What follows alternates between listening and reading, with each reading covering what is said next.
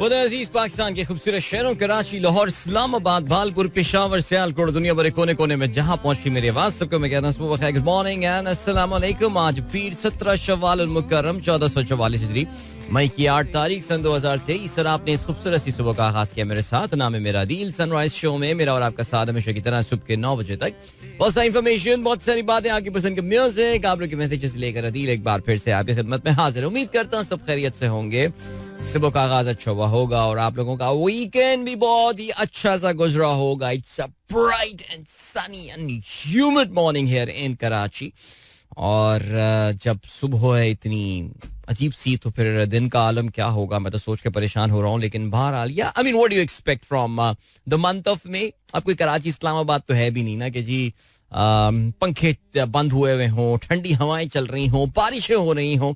सो या I mean seriously आज तो जैसे कहते हैं ना, जब सुबह अपने मॉर्निंग रूटीन पे मैं गया and when I came back man काबिल तरस हालत हो रही थी मेरी। लेकिन बहरहाल कोई मसला नहीं है, कहते हैं ना no pain no gain as they say. Program में अगर आपको पार्टिसिपेट करना है तो फिर आप मुझे ट्वीट कर सकते हैं with the hashtag sunrise with Adeel. और इस वक्त हम कर रहे हैं स्क्रॉल डाउन और देख रहे हैं कि जी पहला मैसेज हमारे पास जो है वो किसका आया है। आमतौर से हमारे दोस्त अब्दुल रज़ाक साहब होते हैं, मैसेज तो उनका भी है, लेकिन यूसुफ नवाब साहब कल रात या कल शाम में एक message sunrise with Adeel hashtag के साथ जो है वो करके गए। क्या कहते हैं जी, मैसेज पे मैं नजर डालता हूँ। आप भी अगर प्रोग्राम में पार्टिसिपेट करना चाहते हैं तो आप मुझे ट्वीट कर सकते हैं with the hashtag sunrise with Adeel. 7:12 हो चुके हैं। So a sort of timely sign in today and I think जहाँ तक साइनिंग इन की बात है तब तो मेरा ख्याल से आई थिंक मामला काफी अब जो है वो इम्प्रूव हो चुके हैं और एक रूटीन सा अब बन गया है कि मैं पहले कमर्शियल ब्रेक से पहले जो है 7:15 वाले ब्रेक से पहले साइन इन कर लेता हूँ। चलें जी स्टार्ट करते हैं। यूसुफ नवाब साहब कुछ वजन के हवाले से बात कर रहे हैं, कहते हैं मेरा हर साल की तरह इस साल 2023 का भी अहद था कि अप्रैल के आखिर तक 5 से 10 किलो वजन कम करना है। अब मैं डेट थोड़ी सी आगे बढ़ा रहा हूँ, अब मुझे जुलाई के आखिर तक 20 से 25 किलो वजन कम करना है। वाओ, नहीं तो मुझे ये बताएं कि अप्रैल के आखिर तक जो आपने 5 से 10 किलो वजन कम करना था, आप नंबर 1 क्या उसमें कामयाब हुए हैं? ये माइलस्टोन जो आपने एक तो अपने लिए और चैलेंजिंग कर दिया है और यानी 3 महीने से कम का टाइम दिया है और you have doubled the weight that you plan to lose, more than double in fact. So अभी क्या, how are the milestones doing right now? देखो अब अगर 30 किलो कम करने का तरीका वही है ना कि अपनी एक गैस्ट्रिक बाईपास सर्जरी जो है वो करवा लो और खुद ब खुद वजन तुम्हारा कम होना शुरू हो जाएगा। लिपोसक्शन करवा लो, इस तरह कोई प्रोसीजर करा लो, ये सारी चीजें हैं। अगर ऑर्गेनिक तरीके से, नेचुरल तरीके से जो है वो अपना वजन कम करना है तो ये this is a pretty stiff target that you have given and unless you have already started losing weight my friend Yusuf Nawab, मामला काफी मुश्किल होंगे। अब्दुल रज़ाक साहब कहते हैं Moses Somake was the prominent architect born to a Jewish family in Lahore. He spent most of his lives in Karachi and designed some of the most beautiful heritage buildings like Flagstaff House, BVS Parsi School and Edward House. That is very nice, very nice. Yeah, Karachi of course had a very small Jewish community at one point in time और कराची में कुछ synagogue जो है वो भी हुआ करते थे।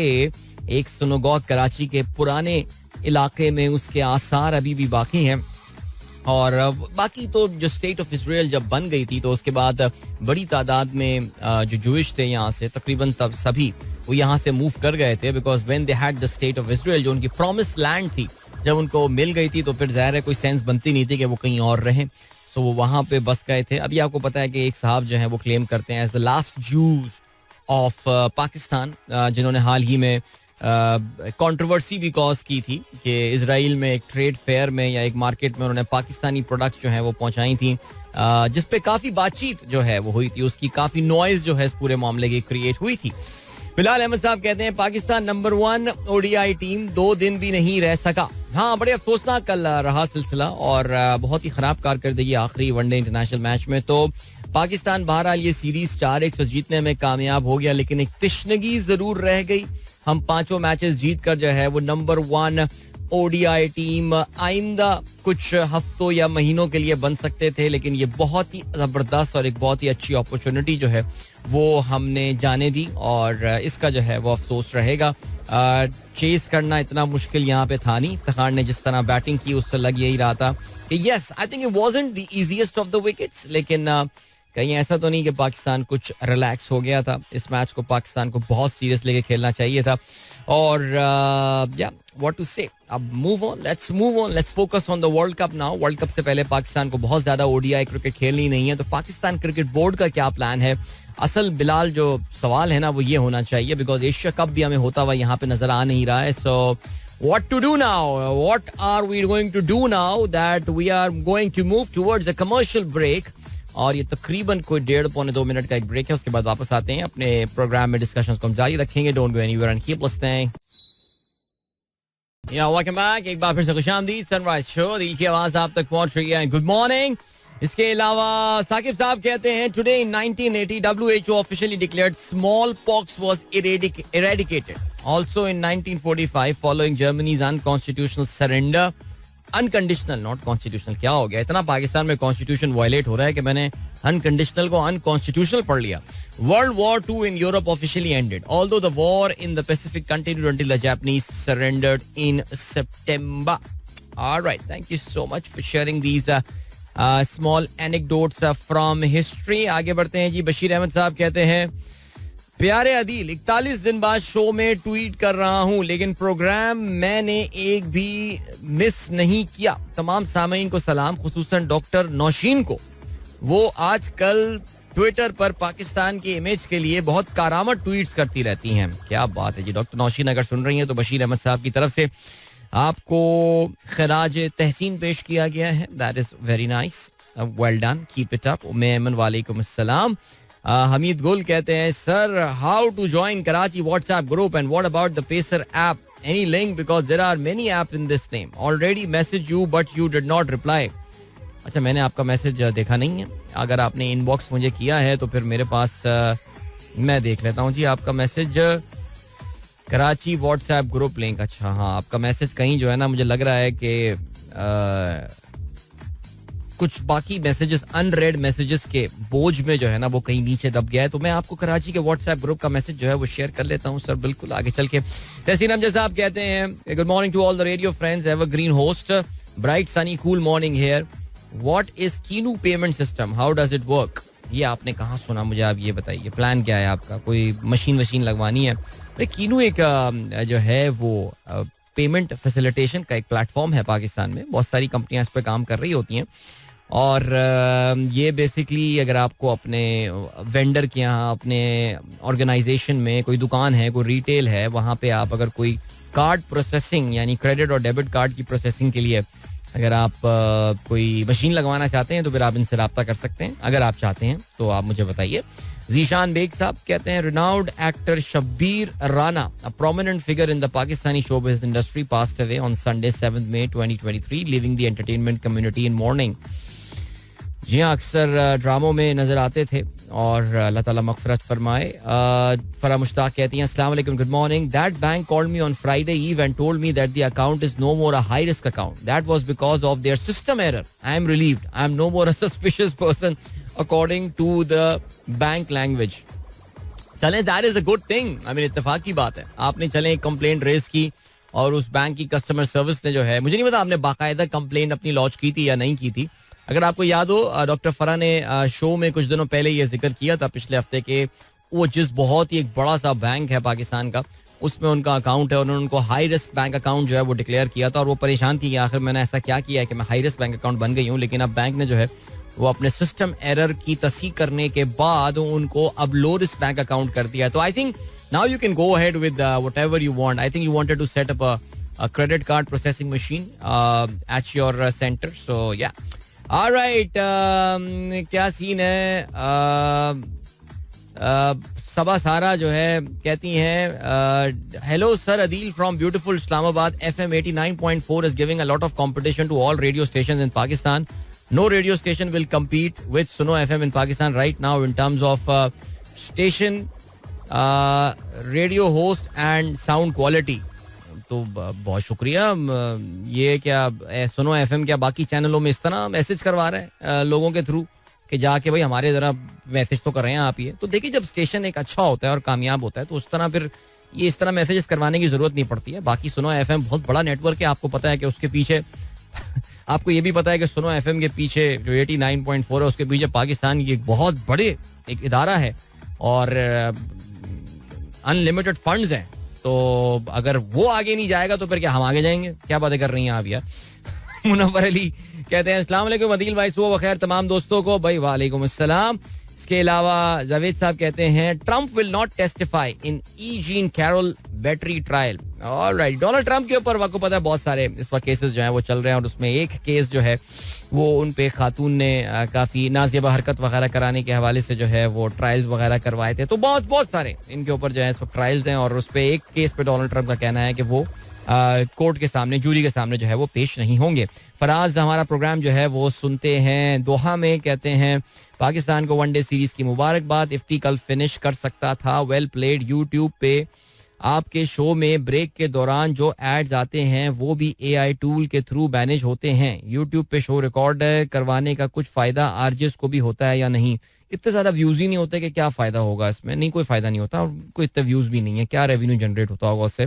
डॉक्टर कलीम कहते हैं बिलावल का कहना है हम चाहती हूँ कि इंडिया कश्मीरियों को हक खुद अरादियत दे। जयशंकर पहले तुम लोग पंजाब और केपी के इलेक्शन कराओ फिर हम भी सोचेंगे। खैर वो आई डोंट थिंक जयशंकर ने ऐसा कहा है, लेकिन फिर भी वाकई यार मजाक ही बन गया यार सीरियसली वहां जाने का, लेकिन क्या कर सकते हैं। अच्छा जी, मोहम्मद वारसी साहब कहते हैं Saturday well spend, beautiful place near Harnoi KPK, that is pretty cool. अच्छी बड़ी खूबसूरत सी जगह लग रही है और मौसम भी बड़ा अच्छा लग रहा है और आप पत्थरों के ऊपर जो है वो कढ़ाई बना रहे हैं। अब इन ऑफ कोर्स तवे पे कढ़ाई बना रहे हैं, कढ़ाई के अंदर कढ़ाई बना रहे हैं, लेकिन वो जो चूल्हा है वो नेचुरल चूल्हा है, यानी कोई कोयले वोयलों पे जो है वो काम चल रहा है। जबरदस्त यार, वो तो बड़ा जबरदस्त काम हुआ होगा वारसी साहब, और मौसम भी बड़ा खूबसूरत लग रहा है। एक्सीलेंट, ये फायदा है इस्लामाबाद में रहने का, वैसे बहुत ही बढ़िया जी। फरी सरफराज सब लिसनर्स को सलाम कहती हैं। पीर ज़हीर साहब ने तस्वीर भेजी है और माशाल्लाह जी पीर ज़हीर साहब जो हैं वो क्रिकेट मैच गालबन देखने गए और सलमान काजी साहब साथ नजर आ रहे हैं। मुझे नहीं पता कितनी रीसेंट तस्वीर है,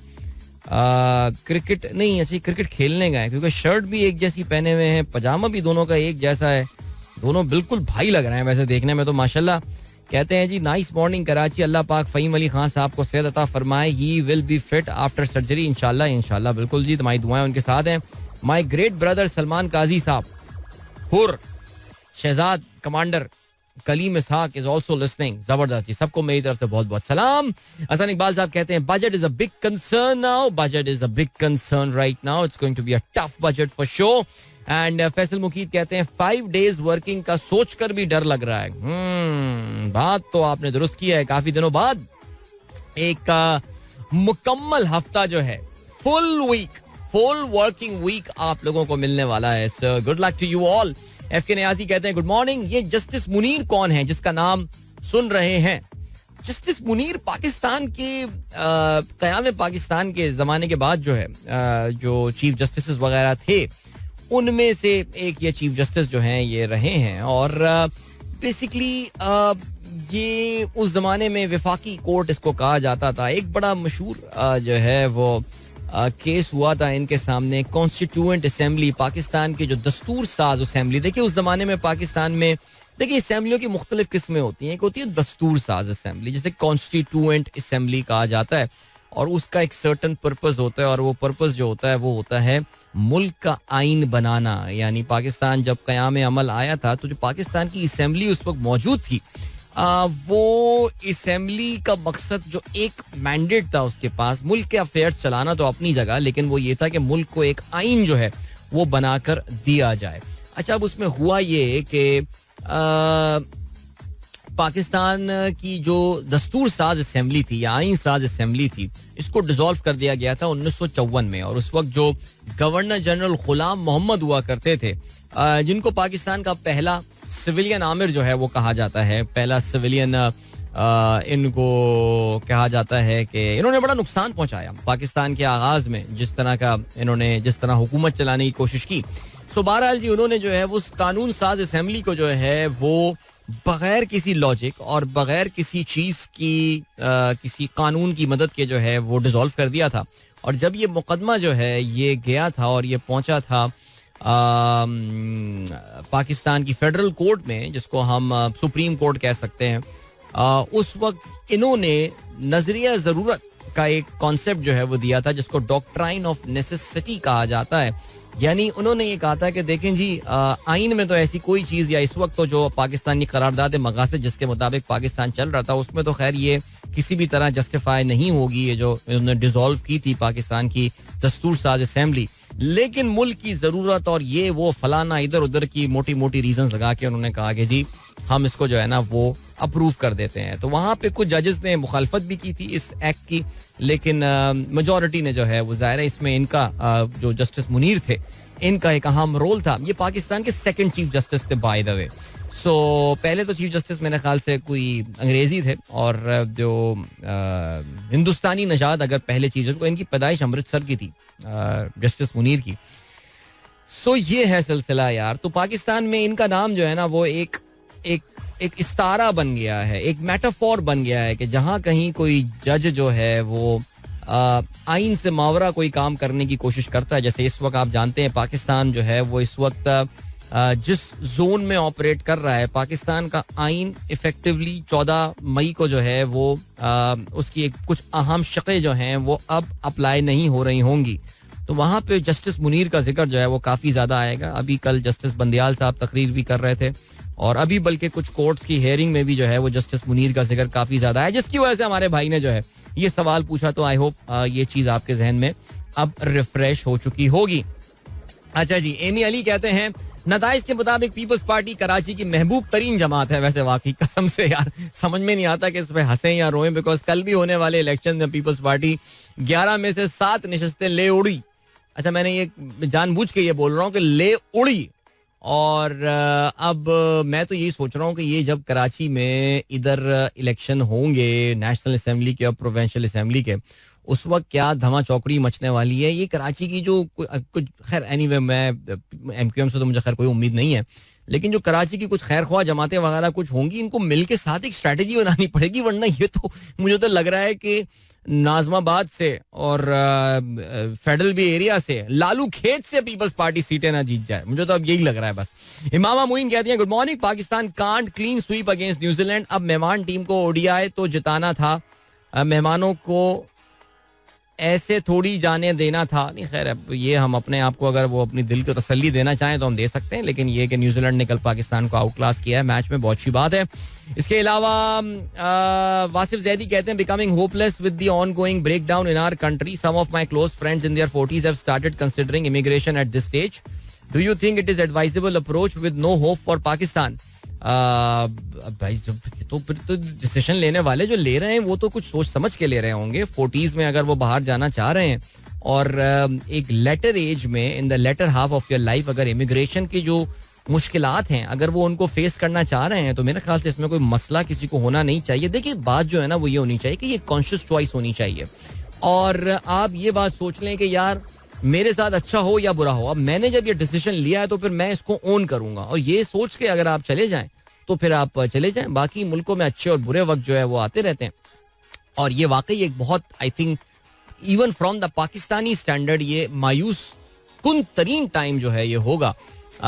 और कहीं से आपको ऐसा लग भी नहीं रहा कि जो पाकिस्तान को मायूसी के इन अंधेरों में धकेलने वाले लोग हैं, इनको जरा सा इस बात का एहसास भी हो रहा है, या इस मुल्क को कोई उनका दर्द भी फील हो रहा है. लेकिन कहीं ना कहीं कुछ होप की एक किरण जो है वो नजर आ रही है.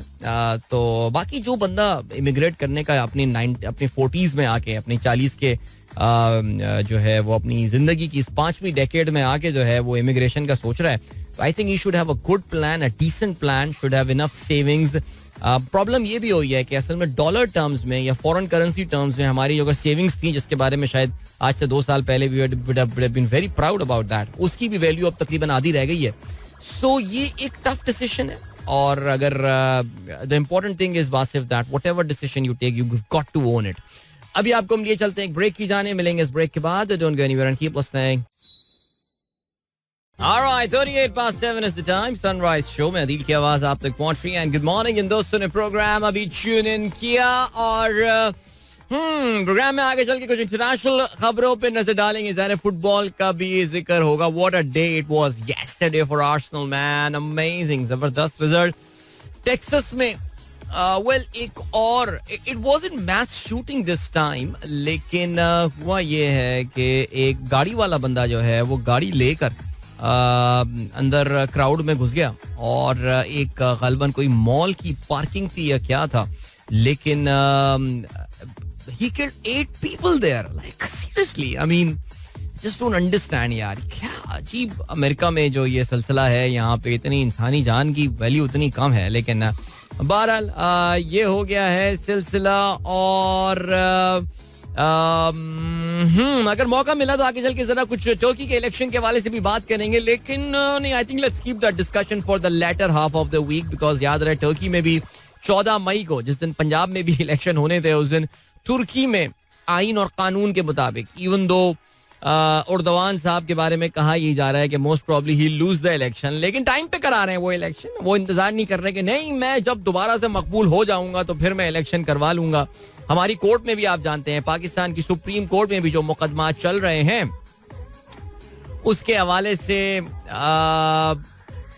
ये बात जो है ये तुर्की का जिक्र उसमें अक्सर और बेशतर आ जाता है, बिकॉज जब पाकिस्तान की मुश्किलात का और मसाइब का नोहा पड़ा जाता है और बताया ये जाता है कि पाकिस्तान में वो कौन कौन सी जुमला वजूहात हैं जिसकी वजह से इलेक्शन नहीं होंगे, तो अक्सर तुर्की का जिक्र आ जाता है कि वहाँ पे इतना बड़ा उनकी तारीख के बड़े जल्जलों में से एक जल्जला आया है, लेकिन उसके बावजूद वहाँ पे इलेक्शंस जो हैं वो टाइम पे हो रहे हैं, बिकॉज ये है मुल्क की आईनी जो जरूरत है उसको तो पूरा करना ही करना है, लेकिन पाकिस्तान में आप जानते हैं बहुत कन्वीनियंटली इसको जो है वो इग्नोर किया जा रहा है. सो बहरहाल आगे चल के लेकिन हम बात करेंगे जरूर, और बिकॉज हमारे घर में भी जरा तुर्की के इलेक्शन, अहमद साहब बहुत परेशान है रजब तैयब एर्दोगान साहब के मुस्तकबिल के हवाले से. आई रियली डोंट नो व्हाई, लेकिन फिर भी हमारे यहाँ काफी जिक्र इसका जो है हो रहा है. ठीक है, ये हो गई बात. बादशाह सलामत आ गए हैं जी बरतानिया के. आपने कोरोनेशन सेरेमनी देख ली होगी, यकीन जाने मैंने कुछ भी नहीं देखा. 1 मिनट का जो है वो मैंने आई थिंक शायद हाँ वो भी मेरी ट्विटर टाइमलाइन पे पाकिस्तान के एक न्यूज चैनल पे सिर्फ वो दिखा रहे थे जब वो बादशाह सलामत का 2 किलो वजनी ताज जो है, it's by the way it's like 2 kg, that's the weight. और मुझे अंदाजा हो रहा होगा कि ये एबट ऑफ कैंटरबरी जो है इन्होंने कितनी रिहर्सल की होगी बादशाह सलामत के सर पे इसको बिठाने के लिए, और आपने देखा कि उन्होंने भी 1-2 दफा करके और फिर उसके बाद जो है वो उस ताज को जो है वो उनके सर पे ठहराया, और इट्स 2 kg इन वेट. तो जस्ट इमेजिन आप 2 kg अपने ऊपर रखें और फिर उसको बैलेंस करें. और बाकी जो चीजें थी, हमें तो सिर्फ ये इंटरेस्ट था कि जी हमारे वजीर आजम साहब माशाल्लाह, हमारी पाकिस्तान की रिप्रेजेंटेशन वहाँ पे थी, क्या कमाल रिप्रेजेंटेशन थी. तस्वीरें भी खिंचवाई हमारे वजीर आजम साहब ने वहाँ पे बरतानिया के वजीर आजम के साथ भी, और माल्टा के वजीर आजम साहब की तस्वीर उनके साथ आई है, और भी कुछ मेरे ख्याल से हुक्मरान वहाँ पर मौजूद होंगे.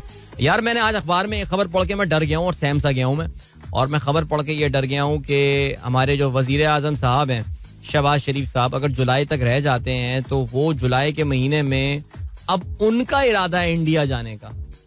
अबे भाई ये तैयार वैयार है नहीं जाने के लिए, और अब ये इनका इरादा ये है कि ये जा रहे हैं अपना शंघाई कोऑपरेशन ऑर्गेनाइजेशन, जिसके वजीर खारजा की मीटिंग ये हुई थी जिसमें बिलावल के साथ ये पूरा वाकया हुआ है. और वैसे यार एक बात, बिलावल से तमाम इख्तिलाफात अपनी जगह, लेकिन वो राजदीप सरदेसाई वाला इंटरव्यू उसने ठीक दिया. वो उसमें अगर उसमें भी कोई बंदा कोई इश्यूज या वो निकाल रहा है ना प्रॉब्लम, वो गलत है वो. लेकिन बाकी जो परफॉर्मेंस थी उनकी, जो बॉडी लैंग्वेज थी, वो बिलावल बच्चा है, आपको पता है अंडर ट्रेनिंग है जो भी है, लेकिन वो इंटरव्यू उसने ठीक दिया था. लेकिन ये प्रॉब्लम है कि हमारे वजीर आजम साहब जो है ना, उनको ना लैंग्वेज के ऊपर इतना कंट्रोल है, ना उनकी बॉडी लैंग्वेज इस लेवल की है कि यानी वो कहते हैं एक डबल वेमी सिचुएशन है. अब ये जा रहे हैं SCO में शिरकत करने का इरादा उन्होंने जाहिर किया है, जुलाई के महीने में भारत जाने का इनका इरादा है. अब ये वहाँ पे क्या होगा, खैर उस वक्त तक वजीर आजम ये होंगे या नहीं, ये भी एक ज़ाहिर एक सवालिया निशान तो है ही है, लेकिन फिर भी जो भी है सिलसिला, ये सोच समझ के हमारी जो वजारत खारजा है, अब क्या वजारत खारजा से भी उम्मीद लगाएं, लेकिन सोच समझ के जो है ना हमें ये काम करना पड़ेगा. लेकिन लेट्स सी क्या रहता है सिलसिला इसके हवाले से. ऑलराइट, बाकी सिचुएशन क्या है. थाईलैंड में भी इलेक्शन होने वाले हैं. वहां पे भी कहते ही हैं कि जी, जो आपको पता है थाईलैंड में भी एक मिलिट्री रूल है इस वक्त, और मिलिट्री रूल जो है वहां पे इस वक्त है, और मिलिट्री लेकिन फिर भी इलेक्शन करवा रही है वहां पे, और जो अपोजिशन पार्टियां हैं उनको उधर बर्तरी हासिल है. Let's see. उमर कहते हैं we should have some system like every other institution through which our politicians must be trained and groomed. What do you think? It's not practical नहीं है ये. पॉलिटिशियंस को किस तरह आप ग्रूम करेंगे, ट्रेन करेंगे, क्या करेंगे, मुझे ये वर्केबल आइडिया लगता नहीं है वैसे. By the way, Ashfaq Janjua कहते हैं good morning to everyone. Sad Pakistan could not retain top ODI ranking. It was a decent crowd yesterday, but not full. What could be the possible reason? Ground location, ground facilities, security hassle, PCB marketing. I'm sure it's not less passion. Well, I think against England जो series हुई थी recently, अगर आपको याद हो पिछले साल, उसमें कराची में 4 T20 मैचेस मेरे ख्याल से हुए थे, and I think all 4 matches were almost sold out. For a lot of PSL matches there was a decent crowd, but I think इस न्यूजीलैंड की सीरीज के हवाले से ओवरऑल, एक तो वनडे मैचेस, दूसरा कराची का ग्राउंड बढ़ा, 31-32 हज़ार का ग्राउंड बढ़ना एक मुश्किल बात है. कराची का मौसम बहुत गर्मी है, इट्स वेरी ह्यूमिड. तो कहने को मैं 10 reason, and then overall the ground experience. I mean, जो लोग तस्वीरें भी आपको स्टेडियम से भेज रहे हैं, कराची के ग्राउंड में अगर आप बैठे हुए भी हो ना, even if you are sitting at the bestest of the locations, तो फिर आपको ना वहाँ पे वैसा फील होगा कि जैसे आप मुक़य्यद हैं, आप कैद हैं. आपके व्यूज के ऊपर जो है ना किसी ने कुफल डाले हुए हैं, ताले डाले हुए हैं, आपको देखने का मौका भी ना मिल रहा हो ठीक से. So overall experience is not good. So personally if you ask, मेरे भी बच्चे जो हैं वो 1-2 दफा उन्होंने मुझे बोला, लेकिन फिर उसके बाद वो भी हो गया कि यार इनके बाबा का कोई मूड नहीं है. जबकि ऑनेस्टली स्पीकिंग थोड़ी बहुत अगर मैं कोशिश करता तो कोई अच्छी जगह पे बैठ के मैच भी देख सकता था, लेकिन दिल ही नहीं चाहा मैच देखने जाने का. May be low profile series थी, न्यूजीलैंड की फुल टीम नहीं थी, और इस तरह की भी कुछ वजूहत हो सकती हैं. बट जनरली आई थिंक, मैं तो कहता हूँ PCB should, I mean the turnout hasn't been good. The PCB ज़ाहिर इस चीज़ के हवाले से बात तो नहीं करेगा कि कराची में लोगों का जो है वो व्यूइंग एक्सपीरियंस कैसा है एंड ऑल, बिकॉज मुझे नहीं लग रहा कि PCB is even interested in improving these things. देखिए, अब इट्स बीन, ये कोई क्रिकेट पिछले महीने तो रिटर्न, या पिछले साल तो रिटर्न हुई नहीं है Pakistan. It's been 4 or 5 years now that there has been regular cricket. लेकिन I don't think that even an iota of improvement has been seen. वही जो कुर्सियां लगाई गई थी काफी अर्से पहले, बल्कि यार ऑनेस्टली स्पीकिंग जो बहुत सारी कार्बन फाइबर की चेयर्स जो कि उन VIP, that so called VIP enclosures के अलावा जो हैं, they have been around for the past 20 odd years. Some of those chairs, by the way, were installed for the 1996 Cricket World Cup. वो टूटती रहती थी, फिर लगती रहती थी, ये सारा सिलसिला. तो आई रियली डोंट थिंक कि वो जो ऊपर एक खौफनाक सा एक स्टैंड बना हुआ है, वो जो एक कवरिंग है PCB, कोई उनका प्लान है उसको चेंज करने का. अभी भी आधा स्टेडियम जो है वो तकरीबन, वहाँ पे कुर्सियाँ जो हैं वो आप देख रहे थे कि एक बड़ी तादाद में जो है वो या तो लोगों को उन सीमेंटेड, उन कंक्रीट की सीटों पर बैठाया जा रहा है, या फिर वो शादियों वाली इंतहाई अनकंफर्टेबल कुर्सियां जो हैं वो बैठ रही हैं. 8 घंटे जाके ये चीज एक्सपीरियंस करना, आई मीन अशफाक साहब, it can be a long discussion, but I really don't think Pakistan cricket board is interested in improving the overall experience of the people there जो कि मैचेस देखने चाहते हैं. और I think don't give Karachi matches. मैं तो कहता हूँ यही बात है, खत्म करें. एक मैच 2 मैच दे दें एहसान करके, लेकिन इतने सारे मैचेस जो हैं थोक के हिसाब से ना दें. नहीं बिक रहे टिकट्स यहाँ पे, तो फिर लेट्स मूव ऑन यार, इस बहस को खत्म करें. मैं तो यही कहता हूँ, मुल्तान को दें, फैसलाबाद को दें, जिन लोगों को कदर है यार. मुल्तान ने last year West Indies 45-44 degree Celsius में सीरीज हुई थी, उन्होंने हाउसफुल कर दिया था वहां पे. तो देना उन लोगों को यार, they deserve matches more than Karachi does. अभी ले चलते हैं आपको ब्रेक की जाने, मिलते हैं इस ब्रेक के बाद. Don't go anywhere and keep listening. Alright, arguably one of the best songs ever made in Coke Studio. That was Atif Aslam with Jalpuri. I think it would have been the undisputed king, but I think Pasuri changed it all. But yeah, still it is one of the best indeed. 7:56 वक्त का मैं मुकाबला सख्त है. आज के अखबार में शामिल आम खबरों पर नजर डालते हैं. कल बंदियाल साहब, चीफ जस्टिस साहब ने जो है वो एक तकरीब से खिताब किया, और लाहौर में, और basically it was a conference on the minority rights. क्या कहते हैं जी, election within 90 days is duty not choice. Says we must not blink on constitutional enforcement. States if the verdict it's not challenged, it becomes final. Chief justice साहब का क्या कहना है, 90 दिन में इलेक्शन आइन पर अमल करना होगा. आज एक्सप्रेस ने अपनी ये लीड बनाई है. फैसले पर आज अमल नहीं होता तो वक्त साबित करेगा कि कल इस पर अमल करना पड़ेगा. ये किसी की चॉइस नहीं बल्कि आइन की बात है. हमारे पास कोई दूसरा रास्ता नहीं है. फैसला चैलेंज ना किया जाए तो हतमी हो जाता है. मुज़ाकरात से लेना देना नहीं, आइन पर चलें, बहाने तलाश ना करें. अच्छा, मुझे नहीं पता कि आप लोगों ने जो आखिरी हियरिंग हुई है फ्राइडे, जब ऐसा लग रहा है कि ये केस अब जितना सुनना था वो सुन लिया गया है, अब एक्शन टाइम जो है बजाय आ गया, बिकॉज इलेक्शन तो 14 मई को नहीं हो रहा है. ये आई थिंक क्लियर हो चुकी है बात. एक हफ्ते में तो 6 दिन में तो अब कुछ भी नहीं हो सकता. लेकिन अब क्या होना है, आइन तोड़ने की पादाश में, सुप्रीम कोर्ट की हुक्म ना मानने की पादाश में कौन कौन जाता है, क्या ऑर्डर आता है, ये होपफुली आज से आना जो है वो शुरू हो जाएगा. बिकॉज फैसला फ्राइडे को महफूज कर लिया गया था. आप ये भी जानते हैं कि ख्वाजा साद रफीक ने एक पैशनेट स्पीच जो है वो की थी, लेकिन उस पे सुना है जी बेंच ने खड़े होकर तालियां भी बजाई थी और बाद में उन्होंने कहा था चलें जी अब थैंक यू सो मच. अब आइए हम फैसले पे आते हैं, आगे बढ़ते हैं जी. क्या सिलसिला है, वेरी इंटरेस्टिंग. मैं ये बात नोट करता हूँ कि पाकिस्तान के जो, बहरहाल चलें छोड़े रहने दें, आगे बढ़ते हैं जी. क्या है, सिंध बल्दियाती इलेक्शन मुकम्मल, पीपल्स पार्टी ने मैदान मार लिया. मेयर कराची के लिए किसी जमात के पास अक्सरियत नहीं. भाई माशाल्लाह सुना है नई कराची में भी पीपल्स पार्टी जीत गई है, कमाल हो गया है. जिमनी इलेक्शन में कराची में पीपल्स पार्टी ने 7 और जमात इस्लामी ने चेयरमैन वाइस चेयरमैन की 4 नशस्तें जीती. सिंध के बाकी 52 अजला की नशस्तों पर पीपल्स पार्टी कामयाब. कराची के कई पोलिंग स्टेशनों में सियासी जमातों के कारकुनान आमने सामने. बल्दियाती इंतखाबात का बराह रास्त मरहला मुकम्मल होने के बाद अब मखसूस नशस्तों पर इंतखाब होगा. सदर पीटीआई कराची ये कहते हैं बल्दियाती इंतखाबात धांधली का मामला हर फोरम पर उठाएंगे. हाफिज नईम कल काफी एक्टिव थे, सुना है जी रात गए डिफरेंट कॉन्स्टिट्यूएंसीज इलेक्शन कमीशन के ऑफिस विजिट करते रहे, बिकॉज उनका ये कहना है कि हमारे साथ बहुत जुल्म हुआ, धांधली हुई. आगे बढ़ते हैं जी. शहबाज शरीफ कहते हैं, शहबाज शरीफ साहब ज़ाहिर है इस वक्त बरतानिया के दौरे में हो, टिम्बकटू के दौरे में हो, जिक्र सिर्फ इमरान खान का ही ज्यादा होता है. इमरान का सियासी फायदे की खातिर पाक फौज को बदनाम करने का मामूल काबिल मजम्मत है. जनरल फैसल नसीर और इंटेलिजेंस अफसरों के खिलाफ बगैर किसी सबूत के इल्जाम लगाने की इजाजत नहीं दी जा सकती. ये उन्होंने ट्वीट किया है. आर्मी चीफ का ये कहना है, सीपेक की मुकम्मल हिमायत, दहशतगर्दी के खिलाफ पाक अफगान ताउन बढ़ाना होगा. चीनी अफगान वज़ीर खारजा से मुलाकातें, आप जानते हैं दोनों मुल्कों के वज़ीर खारजा पाकिस्तान में मौजूद हैं. चीन के वजीर खारजा ने जो बिलावल के साथ प्रेस कॉन्फ्रेंस की थी उसमें एक बड़ी अनप्रेसिडेंटेड बात हुई. पाकिस्तान में पॉलिटिकल इस्तेहकाम के ऊपर उन्होंने बात की. जनरली चाइना जो है वो दूसरे मुल्कों की सियासी मामलात के ऊपर जो है वो ज्यादा दखल अंदाजी नहीं करता, लेकिन यहाँ पर जो है इन्होंने ये सिलसिला किया है जो कि I think people can read between the lines.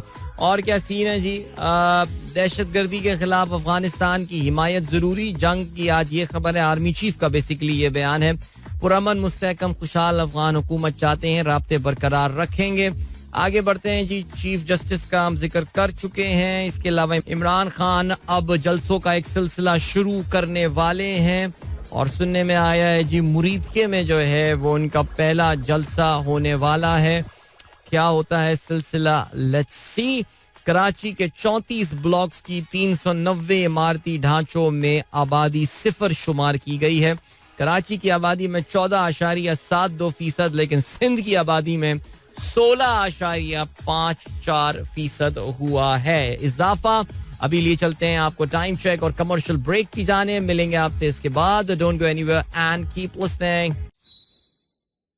Welcome back guys, एक बार फिर से आपको खुशामदीद कहते हैं. This is the Sunrise Show with me Adil Azhar and morning जिन दोस्तों ने प्रोग्राम अभी ट्यून इन किया है. और कहानी क्या भाई, कहानी ये है कि खेलों के वाले से हम बात करने वाले हैं. Let's start with cricket.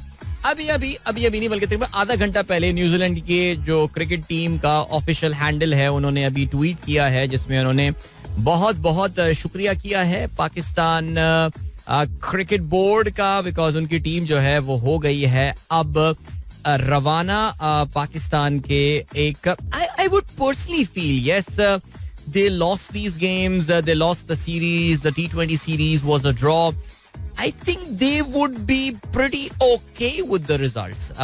इन्होंने कुछ ODI मैचेस में पाकिस्तान को अच्छी fight the. We all know this is not the usual New Zealand team because उनके ज़्यादातर खिलाड़ी जो हैं they are warming the benches during the IPL. और केन विलियमसन तो बहरहाल बाहर भी हो गए. Might not even be available for the World Cup now. लेकिन they would be satisfied with their performance. Especially Pakistan को number 1 टीम की हैसियत से ज़्यादा अरसे एपिक्स पे ना रहने देना. आखिरी मैच में कल एक decent margin, I mean 47 runs की जो विक्ट्री होती है ODI में, we all know that it's a pretty decent margin.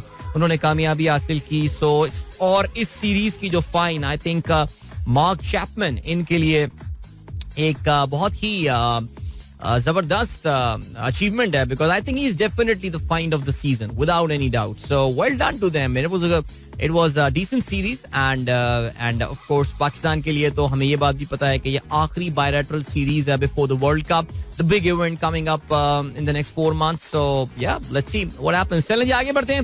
So New Zealand कल आखिरी one day match over the weekend. In fact 2 matches हुए. पहला फ्राइडे वाला मैच पाकिस्तान जीता. Momentarily Pakistan became the number 1 T20 माफ कीजिएगा ODI side in the world series. 4-0 से Pakistan already अपने नाम कर चुका था. 4-0 की बढ़ती भी हासिल की. लेकिन कल के मैच में न्यूजीलैंड ने पहले बैटिंग करते हुए 299 रन बनाए.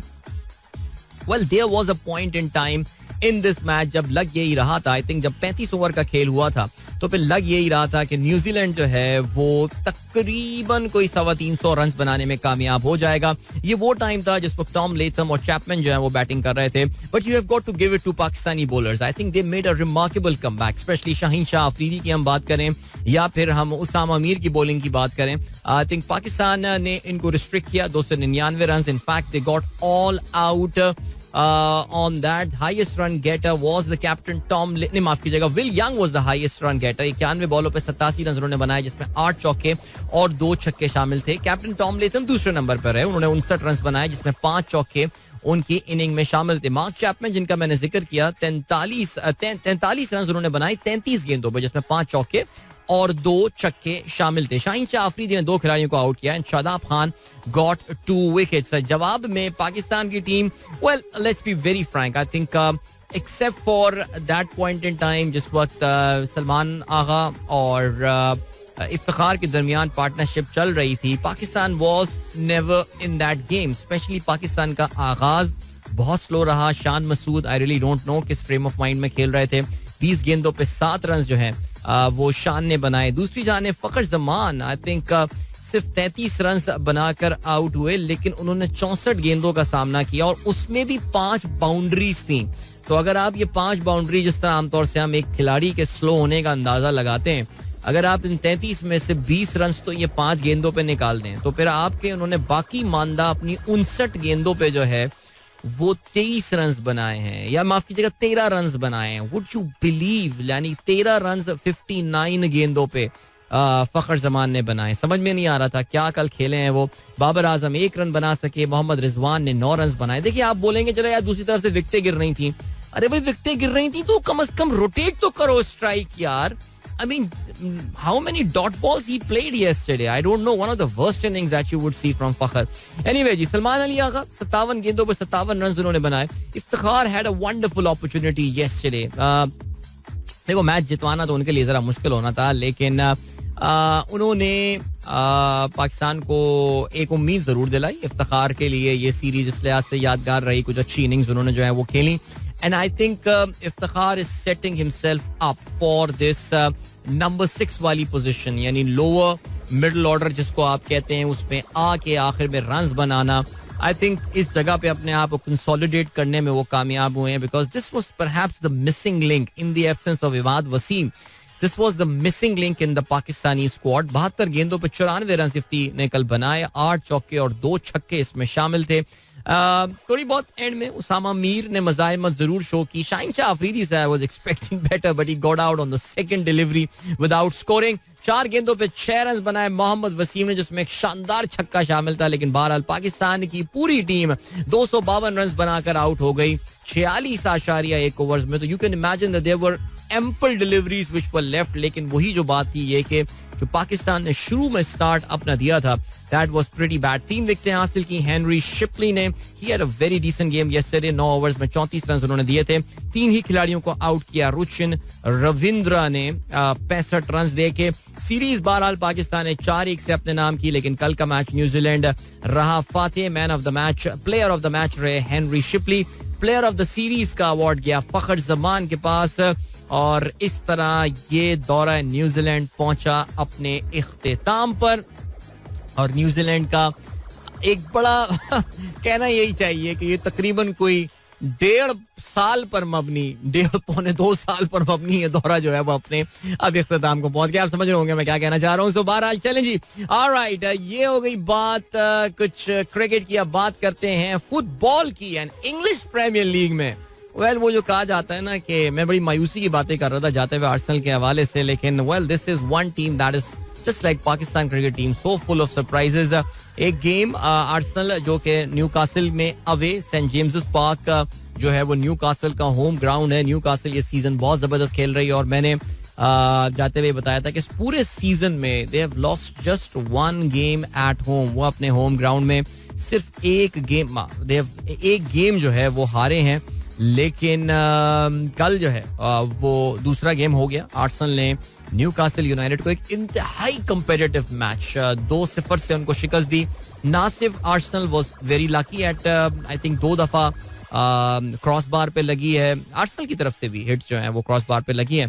लेकिन कल जो फाइट शो की आर्सेनल ने, जिस तरह they were just throwing their bodies in very dangerous positions and all, I think मानना पड़ेगा कि they haven't really given up. Maybe some of the supporters like myself उन्होंने शायद गिव अप कर दिया हो, लेकिन आर्सेनल की टीम जो है उनकी body language, St James Park में इस बार किसी भी टीम का मैच जीतना बहुत मुश्किल काम था. आर्सेनल 2-0 से कामयाब हुआ. And I think there captain fantastic this year, Martin Odegaard. What A strike in the 14th minute, 25 yards of. I think Odegaard जो है वो उन्होंने अपना ट्रेडमार्क बना लिया. जिस तरह के अब वो शॉट्स मार रहे हैं, कल वो गोल स्कोर करने में कामयाब हुए.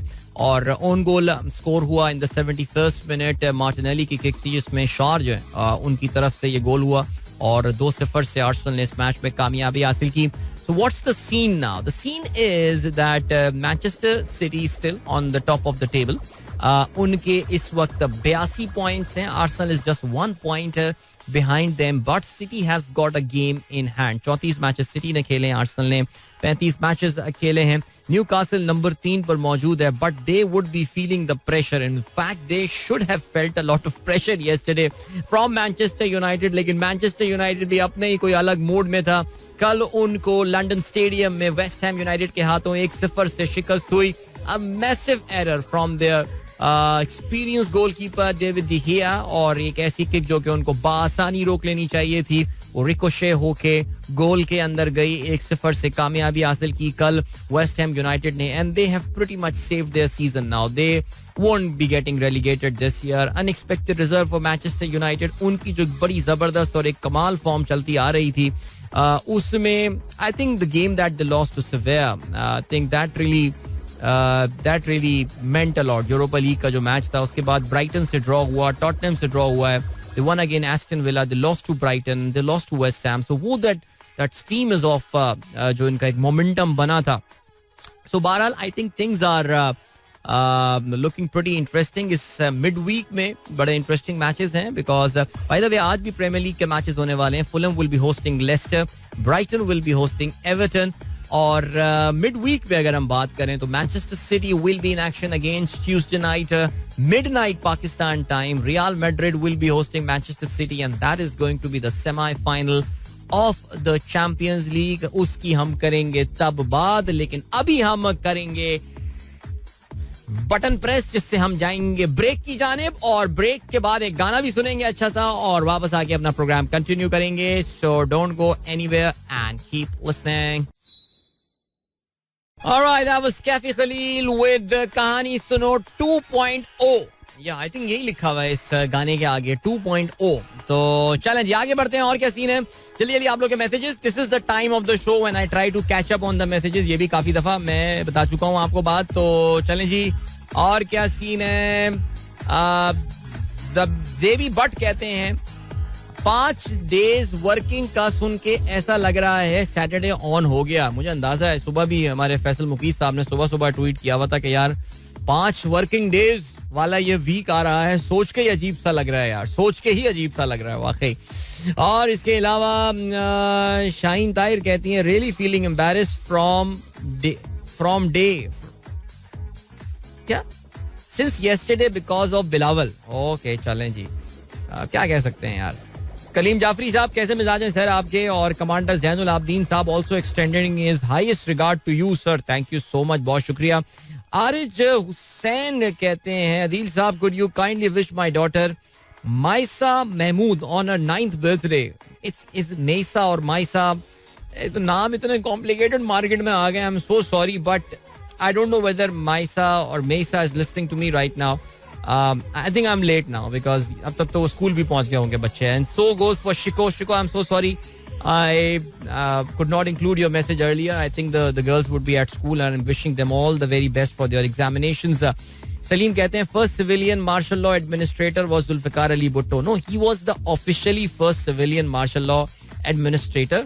मैंने मेटाफोरिकली ये बात की थी कि वो जो गवर्नर जनरल गुलाम मोहम्मद का रोल था पाकिस्तान की क़याम के थोड़े अरसे बाद, जिस तरह की जो आमराना कॉन्सेप्ट वो लेकर आया था in the civilian disguise, in the civilian guys in fact, मैं उस हवाले से बात कर रहा था. वो जुल्फ़िकार अली भुट्टो साहब तो officially civilian martial law administrator थे. शाकिर अकबर साहब कहते हैं सुना है बंदियाल साहब टीवी देखते हैं, क्या पता वो आपका शो भी सुनते हो सकता है मेरा शो सुनते हो सकता है किसी दिन वो बोल दें.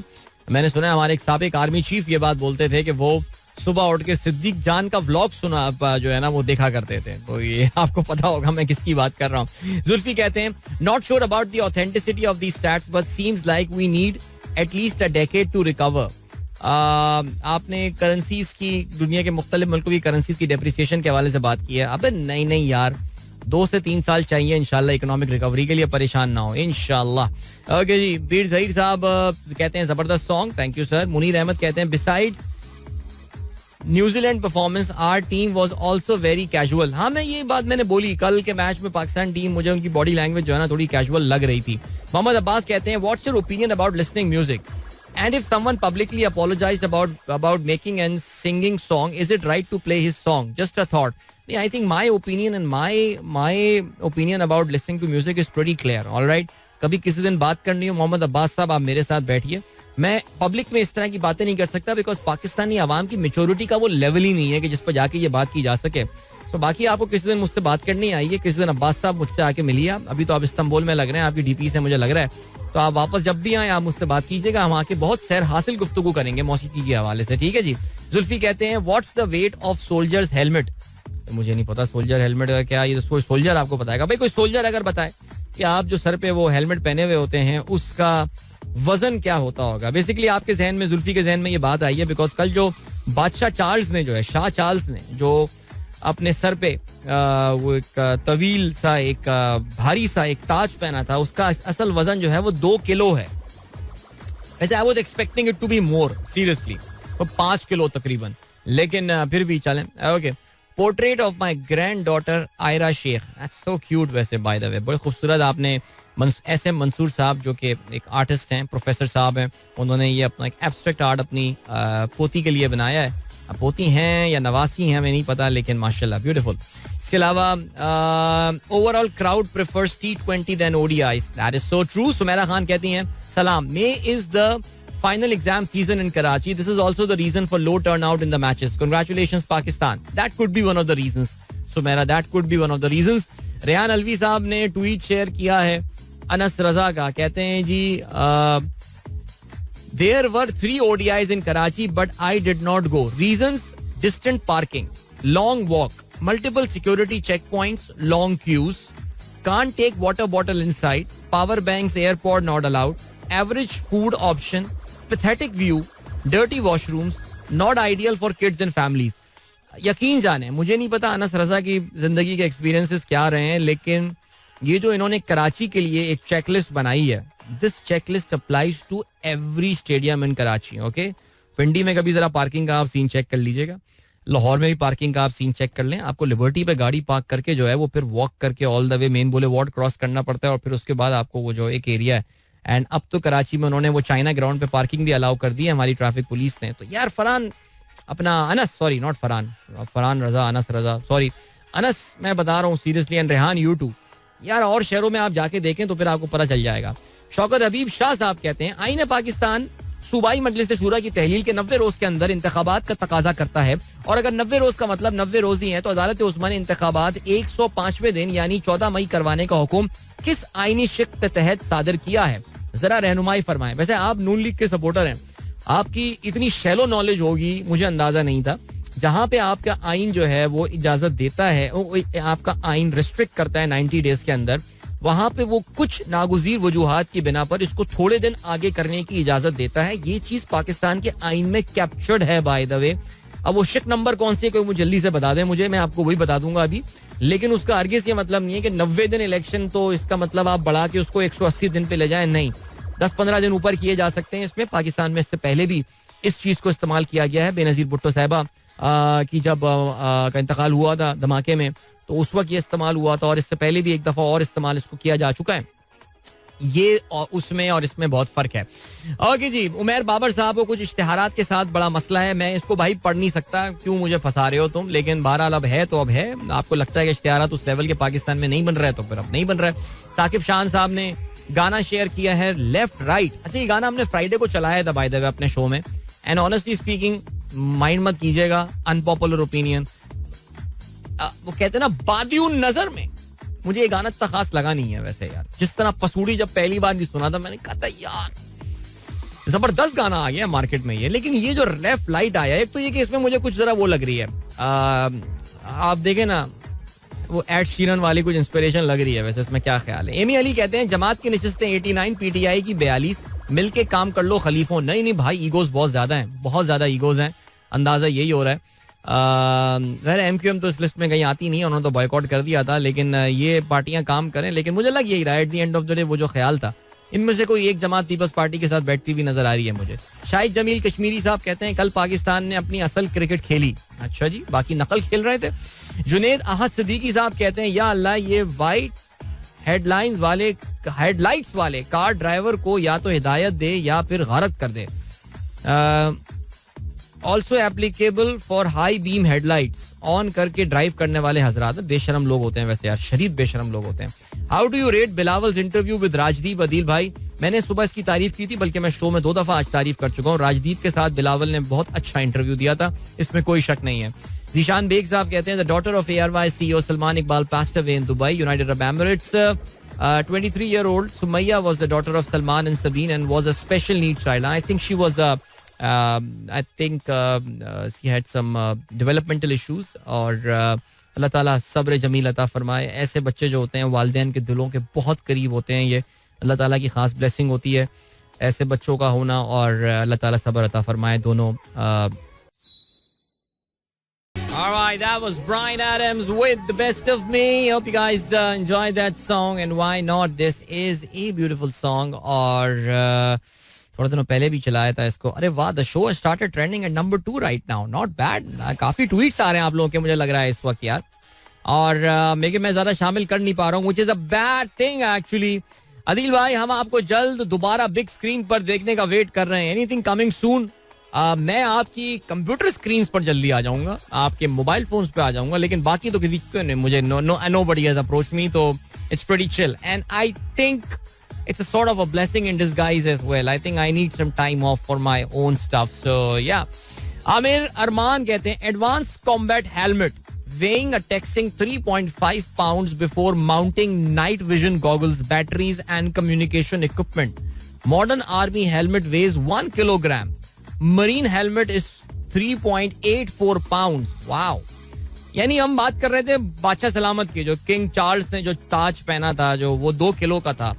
सो अंदाजा कर रहे थे कि कितना होता होगा. तो किसी ने पूछा था कि जो सोल्जर, जो एक सिपाही पहना होता है सर पे, वो कितने का होता है? तो ये कह रहे हैं जी 1 किलो का होता है. अच्छा, मैं समझा तो ज्यादा होगा इससे यार, फौलादी हेलमेट होगा. बट वोंट बी इजी यार, वैसे गर्मी में ये हेलमेट पहने रहना, और सीरियसली. उमैर शाहिद कहते हैं कराची में गर्म और मरतूब दिन मुतवक्को, ज्यादा दर्जा हरारत 37 दर्जे सेंटीग्रेड, ज्यादा नमी की वजह से महसूस किए जाने वाला दर्जा हरारत 42 डिग्री सेंटीग्रेड तक मुतवक्को है। पानी का ज्यादा इस्तेमाल करें, शाम तक अच्छी समंदरी हवा मुतवक्को है। जवाद मेमन मौसमियाती तज्जियाकार, that is very nice, good. Karachi तैयारी पकड़ें कराची वालों। अच्छा जी, मोहम्मद हसन वड़ाइच कहते हैं listening to your show from Kabul. क्या बात है जी। 2 किलो पाकिस्तानी शॉप वाला इंग्लैंड का जेन्युइन 2 किलो अमीन नौशेर कहते हैं। ये तो इम्पोर्टेंट सवाल आपने पूछ लिया है। जवाद कहते हैं कि इलेक्ट्रिक के बिल को जिन्होंने अच्छों को एसी ऑफ करने पर मजबूर कर दिया। हाँ, हम अभी अपने इंस्टा लाइव पे भी ये बात डिस्कस कर रहे थे कि आप में से क्या, आप लोगों को क्या has your AC behavior changed because of these increase? Because Pakistan में on an average जो electricity price has gone up by 60% compared to April last year. April last year के मुकाबले में 60% बिजली ऊपर चली गई है. Now it varies. It could be double for a lot of people. It could be less than that. But average की हम बात कर रहे हैं. So उससे क्या आपका AC चलाने के बिहेवियर में फर्क पड़ा है? अब उसमें इस्लामाबाद वाले कूल लोग आएंगे, we don't need AC this year man. अभी तो सर्दी इतनी पड़ी है, तो AC की जरूरत ही नहीं है हमारे पास. लेकिन Karachi and I think Lahore में भी अब दोपहर में कुछ जरूरत तो पड़ रही होगी. तो but has your behaviour change? Is it bringing about a change? और प्लीज ये मत बोलिएगा अदील भाई मैंने तो सोलर लगवा लिया अपने घर में. नहीं यार, हम अपने जैसे नॉर्मल लोगों की बातें कर रहे हैं, ठीक है? तो उसमें क्या है सीन? अच्छा, अली वजाद बेग कहते हैं Najam Sethi is always lucky for Pakistan team as a chairman. Pakistan number 1 test number T20 ODIs he was the chairman and also champions trophy as well when he was the chairman. जी बिल्कुल, इनको लाइफ टाइम चेयरमैन हम बना लेते हैं, ठीक है जी, क्योंकि ये बहुत लकी साबित हुए हैं पाकिस्तान के लिए. मिस्टर लेमन कहते हैं please show less political bias. This nation need lesson of tolerance after IK is using unprecedented abusive language in politics. Mister lemon, आप शो ना सुना करें, शो सुनना छोड़ दें यार, अगर आपको लग रहा है कि इसमें पॉलिटिकल बायसनेस बहुत ज्यादा है.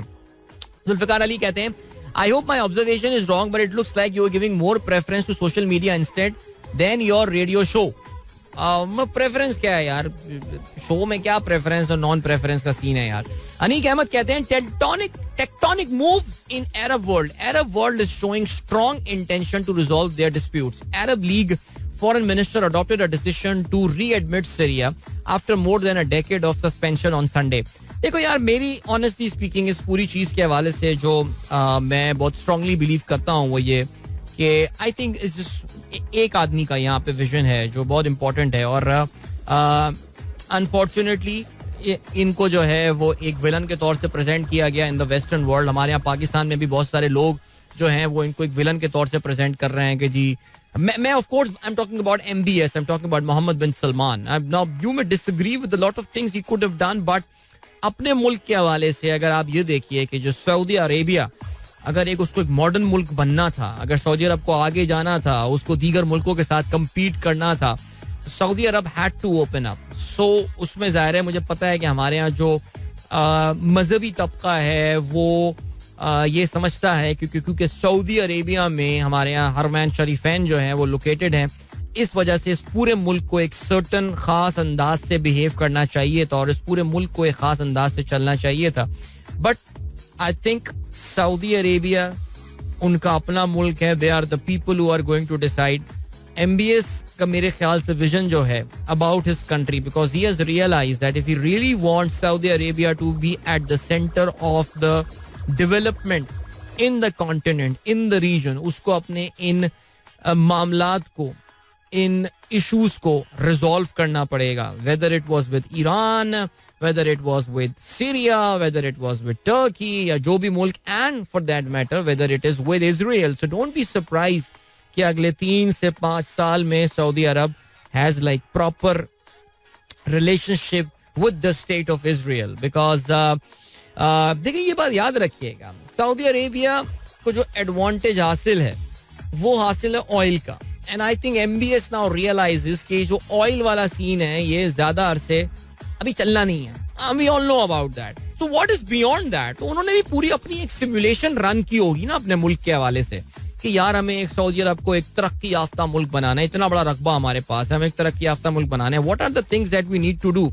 तो उसमें जो एक और पॉइंट आता है वो ये कि जब तक आप इन अपने आप को इन रीजनल और अपने आप को इन मसाइल और मसलों से नहीं निकालेंगे, तब तक आप तरक्की नहीं करेंगे. जाहिर है जी 2007 में भी पाकिस्तान और भारत के जो उस वक्त के रिस्पेक्टिव लीडरान थे 2006 में, they realize this thing and they said let us end our disputes once and for all, because उसके बगैर इस रीजन पे हमेशा एक सवालिया निशान ही रहेगा. अनफॉर्चुनेटली उसके बाद जो हुआ, क्या हुआ, कहा यह जाता है कि ये जो एक इंस्टेबिलिटी पाकिस्तान में क्रिएट की गई थी उसकी एक बहुत बड़ी वजह यही थी that we became way too cosy with India for some people's comfort. बहरहाल मैं उस पर तफसील में नहीं जाऊंगा, लेकिन या I think that's the thing.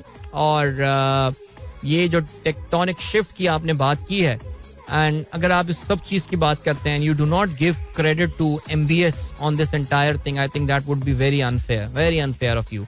चलें जी, अभी हम लिए चलते हैं आपको ब्रेक की जाने. मिलेंगे इस ब्रेक के बाद. Don't go anywhere and keep listening. गर्मी बहुत है अभी तो, बारिशें ही याद आ रही हैं. वैसे वाकई सीरियसली यार जरूरी है कुछ बारिश हो जाए कराची में यार.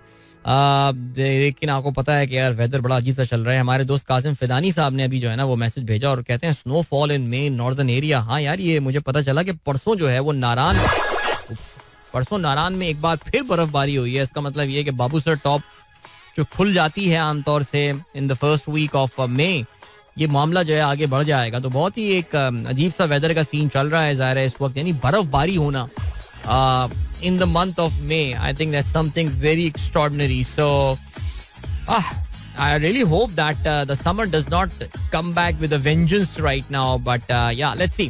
Asif Beg Saab कहते हैं I lived in Saudi Arabia for 10 years and strongly agree that it's the right of the Saudi people to get the job first and also get them aligned with the world. Yeah, absolutely. I mean, whoever lives in Saudi Arabia that I know of, we're totally in support of what MBS is doing, except for maybe of course कुछ हमारे यहाँ जो दाएं बाजू का इंतहाई तबका है. तो yeah, I think he's doing absolutely brilliant for the country.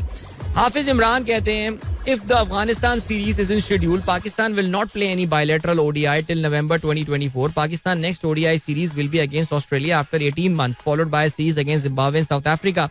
Yeah, very poor planning, pathetic planning, disgusting, seriously speaking. I think हम जो एक बहुत बड़ा जुल्म कर रहे हैं वो हम बाबर आजम के साथ कर रहे हैं.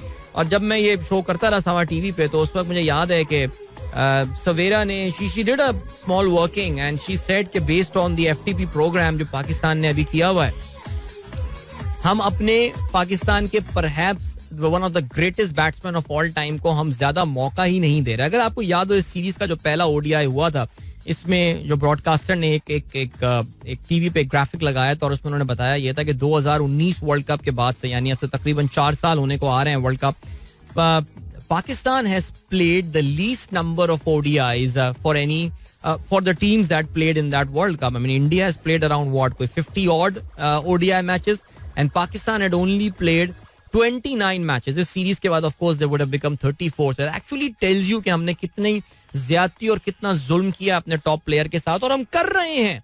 अब बाबर अगर 97 इनिंग्स में 5000 रन कर लेता है 100 अपने ODI खेल के, तो बाबर 200वां ODI अपना कब खेल रहा होगा. आप ये इमेजिन कर सकते हैं. Maybe some time at the end of his career, and what if we had given him 350 ODIs.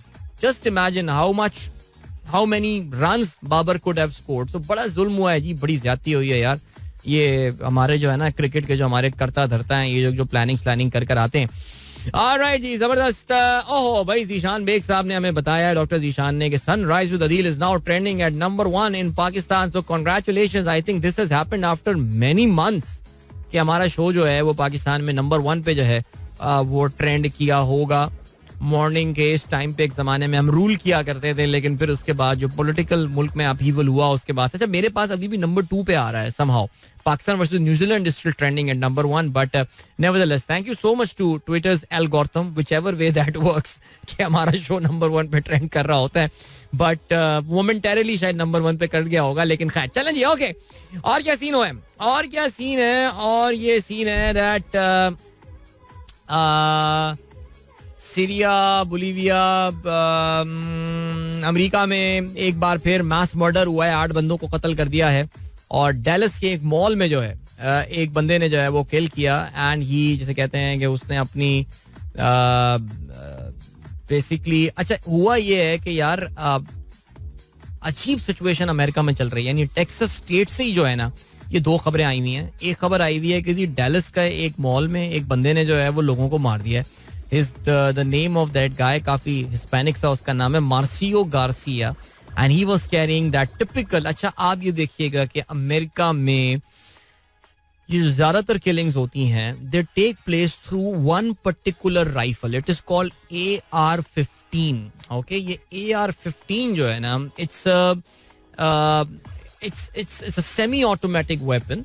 और ज्यादातर ये अमेरिका का सबसे डेडली वेपन कहा जाता है. Yet it is the most popular weapon in America, AR-15. Just do Google about that. And this I recently heard a very interesting podcast about this particular gun और इसकी पूरी history and how it became the most popular weapon in America. So ये Dallas में ये shopping mall में इस बंदे ने जो है वो मार दिया है and he has killed 8 people there.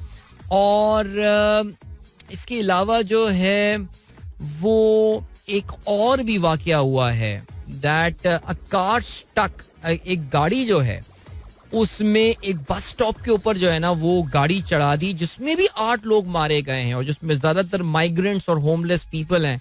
So in the state of Texas, एक तो ये ब्राउन्सविल नामी एक टाउन है जहां पे ये वाकया हुआ है, एंड देन डेलस टेक्सास जो कि बहुत बड़ा शहर है ऑफ कोर्स टेक्सास का. आई थिंक पहला या दूसरा बड़ा शहर डेफिनेटली होगा, ह्यूस्टन और इसके दरमियान ही होगी जो गेम्स. सो बड़ी स्कैरी सीन पे जब फिर इस पे वही बयानात आते हैं. ये तो खैर गन क्राइम नहीं था, ये दूसरा वाला जो वाकया हुआ है, लेकिन अजीब यार. I mean America somehow they just not able to, I don't know, they just not able to.